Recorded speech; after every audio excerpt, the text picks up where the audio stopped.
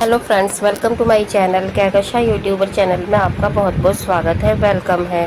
तो फ्रेंड्स, हम आपको बता दें इंडियन आइडल सीज़न 15 में रागिनी और नेहा कक्कड़ में क्या है समानता, यानी कि ये दोनों एक दूसरे से कैसे रिलेट करती हैं। जैसा कि स्ट्रगल भरा सफ़र नेहा कक्कड़ का रहा है, वैसे ही रहा है रागिनी शिंदे का।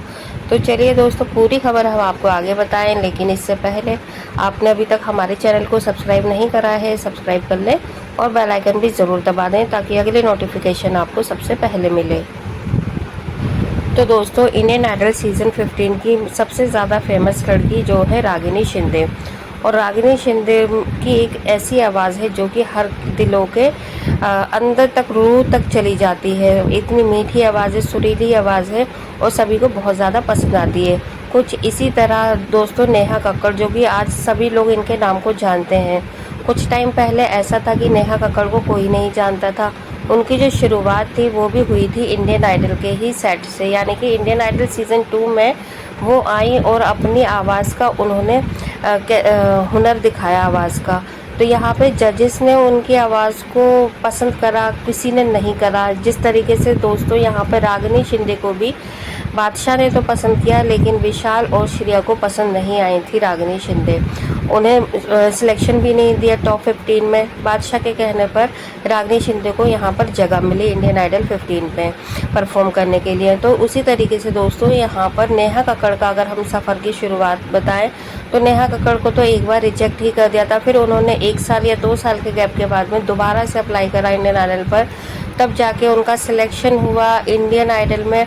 और दोस्तों वहाँ पर वो इतनी अच्छी परफॉर्मेंस देती चली गई, एक के बाद एक, लेकिन फिर भी उनको फिनाले में जगह नहीं मिली, और वो भी उन्हें भी मतलब फिनाले में पहुंचने से पहले ही निकाल दिया।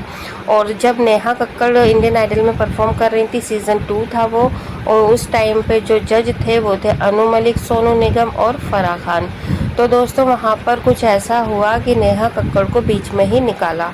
जैसे अगर हम बात करें यहाँ पर रागिनी शिंदे की, तो रागिनी शिंदे के टाइम पे 2-3 जज हैं, वो थे बादशाह, विशाल दादलानी और श्रेया घोषाल। तो यहाँ पर इन तीनों ने भी रागिनी शिंदे की प्रतिभा को पहचानने से थोड़ा सा इनकार सा कर दिया, क्योंकि उनका ऑडिशन देने के बाद उनको सिलेक्ट ही नहीं किया। और जबकि बादशाह के कहने पर यहाँ पर रागिनी शिंदे को परफॉर्म करने दिया, उनका सिलेक्शन किया, एक कंटेस्टेंट और बढ़ा दिया गया। इंडियन आइडल की हिस्ट्री में ऐसा पहली बार हुआ कि जितने कंटेस्टेंट इन्हें चाहिए थे उससे एक ज़्यादा फालतू लिया गया। और फिर इन्हें खुद को एहसास हुआ, श्रेया और विशाल को, कि शायद बादशाह ने सही फैसला लिया और हम लोगों ने गलत फैसला लिया था कि हमने रागिनी शिंदे को यहाँ पर लेने से इनकार कर दिया। खुद श्रेया ने थैंक्स बोला बादशाह को कि बादशाह थैंक यू कि तुम इसे वापस लेकर आए, क्योंकि अगर नहीं लेकर आते तो शायद हमें ये आवाज़ सुनने को दोबारा नहीं मिल पाती। तो यहाँ पर रागिनी शिंदे की बहुत ज़्यादा ऐसी परफॉर्मेंस हुई थी इंडियन आइडल के सेट पर, जिससे सुनने के बाद में खुद विशाल और श्रेया ने खड़े होकर और सीटियाँ मार मार के उनका हौसला अफजाई करी, और कई बार तो ऐसी परफॉर्मेंस दी कि जिससे उनकी आंखों में आंसू तक आ गए, रुला दिया रागिनी शिंदे के गानों ने। तो दोस्तों यहाँ पर काफ़ी ज़्यादा दोनों के बीच में समानता है। एक तो यही कि यहाँ पे भी जजेस ने ना ही नेहा कक्कड़ की प्रतिभा को पहचाना था, उसकी आवाज़ को, और ना ही इंडियन आइडल 15 के सेट पर रागिनी शिंदे को। और दोनों की आवाज़ में जादू है, जो भी सुनता है वो खो जाता है इनकी आवाज़ में। आज नेहा कक्कड़ को हर कोई जानता है, वो लाखों दिलों की जान, लाखों धड़कनों की जान बन चुकी हैं। और यहाँ पर उनकी आवाज़ से बहुत ज़्यादा पॉपुलर सॉन्ग हैं जो कि उन्होंने गाए हैं बॉलीवुड में, इतने हिट और सुपर हिट सॉन्ग्स उन्होंने गाए हैं। तो उसी तरीके से दोस्तों यहाँ पर रागिनी शिंदे का भी जो अब अगर आप देखें तो काफ़ी ज़्यादा वो पॉपुलर हो चुकी है।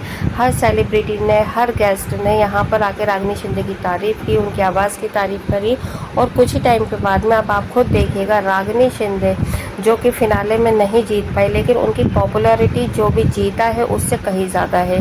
और उसी तरीके से दोस्तों यहाँ पर नेहा कक्कड़ की अगर हम बात करें तो नेहा कक्कड़ के टाइम पे भी जो विनर हुए थे उससे ज़्यादा पॉपुलर यहाँ पर नेहा कक्कड़ रही, जबकि वो जीती भी नहीं थी, फिनाले में पहुँची भी नहीं थी, और वो उन्हें पहले ही निकाल दिया था। और इसी तरीके से यहाँ पे रागिनी शिंदे की भी अगर हम बात करें तो रागिनी शिंदे भी फिनाले में नहीं पहुंची, ना ही उन्होंने इंडियन आइडल की ट्रॉफी अपने नाम करी। और वो आज की डेट में अगर इंडियन आइडल 15 को कोई जानता है तो वो रागिनी शिंदे के नाम पे। और अब आप देखिएगा एक दिन नेहा कक्कड़ की ही तरह ये भी बहुत ज़्यादा फेमस हो जाएंगे, इनकी आवाज़ के भी सब दीवाने हो जाएंगे और इन्हें भी हर जगह से ऑफ़र आने शुरू तो हो ही गए, शुरुआत हो चुकी है रागिनी शिंदे की और आगे भी ऐसा ही चलता रहेगा। तो दोस्तों, क्या आपको भी सेम समानता लगती है दोनों के बीच में या नहीं लगती है, यह आप हमें अपनी राय कमेंट बॉक्स में ज़रूर बताइएगा। और ये भी आप बताइएगा क्या जजेस को सही तरीके से हर कंटेस्टेंट को नापना चाहिए या नहीं, क्योंकि यहाँ पर अगर जजेस का एक भी गलत फैसला हो जाता है तो उस कंटेस्टेंट की लाइफ पे पूरा असर पड़ता है। अगर यहाँ पे रागिनी शिंदे अगर नहीं आती बादशाह के कहने पर तो क्या हम रागिनी शिंदे की आवाज़ को सुन पाते, क्या रागिनी शिंदे का जो करियर था वो आगे बढ़ पाता। क्योंकि देखिए जब तक आपको एक कोई प्लेटफॉर्म बड़ा नहीं मिलता आपको कोई नहीं पहचानता। तो यहाँ पे रागिनी शिंदे को सबने पहचाना बादशाह की वजह से, बादशाह ने अपनी और भी एल्बम में गाने का मौका दिया है। तो यहाँ पर अब देखते हैं कि बादशाह और रागिनी का कब नया सॉन्ग आता है और कब रागिनी नेहा कक्कड़ की तरह फेमस होती हैं और एक दिन जजेस को खुद लगेगा कि हाँ जी हमने सही फैसला लिया था रागिनी को इंडियन आइडल 15 में लाने पर। लेकिन उन्हें ये भी पछतावा होगा कि हमने गलत फैसला भी लिया था कि हमने रागिनी को टॉप 8 में ही निकाल दिया, टॉप 6 तक भी उसको जगह नहीं मिली। वेल दोस्तों, जो भी आपको है लगता आप हमें अपनी राय कमेंट में ज़रूर बताइएगा। और क्या आपको रागिनी शिंदे एक दिन दूसरी नेहा कक्कड़ बनती हुई दिखाई दे रही हैं या फिर इनसे भी आगे जाती हुई दिखाई देंगी। वीडियो अच्छा लगा है वीडियो को ज़रूर लाइक कर लें और अगर आप चाहते हैं और भी ऐसी और नई अपडेट आपको हमारे चैनल पर मिलती रहे तो चैनल को सब्सक्राइब करे बिना मत जाइएगा। और आप हमें ये भी बताइएगा कि इंडियन आइडल 15 में रागिनी शिंदे, शुभोजीत और चैतन्या, प्रियांशु, स्नेहा और मानसी में से कौन था सबसे ज़्यादा डिजर्विंग कंटेस्टेंट जो कि यहाँ पर जीतना था, ट्रॉफी जीतनी थी जिसको। वेल दोस्तों, राय ज़रूर बताएं और सब्सक्राइब ज़रूर करिएगा। मिलूंगी एक और नई अपडेट के साथ, तब तक अपना ख्याल रखिएगा। Bye bye.